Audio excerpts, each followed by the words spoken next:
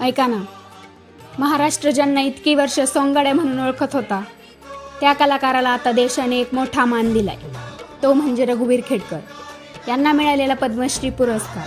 अहिल्यानगर जिल्ह्यातल्या संगमनेरच्या मातीतला हा कलाकार आज पूर्ण महाराष्ट्राच्या मनावर राज्य करतोय आणि तमाशा कलेचं नाव देशभर पोहोचवतोय. सगळ्यात मोठी गोष्ट म्हणजे तमाशा क्षेत्राला पहिल्यांदाच एवढा मोठा राष्ट्रीय सन्मान मिळालाय. म्हणून आज तमाशा कलाकारांमध्ये वेगळाच आनंद आणि अभिमान पाहायला मिळतो. घुंगराचा आवाज, ढोलकीची थाप आणि गावागावातले तमाशाचे फळ यातच रघुवीर खेडकर यांचं आयुष्य गेलं. तमाशा सम्राज्ञी कांताबाई सातारकर, त्यांच्या आई यांचा वारसा पुढे नेत त्यांनी खेडकर, पाचपुते, जळगावकर या तमाशा फडातून संपूर्ण महाराष्ट्र गाजवला.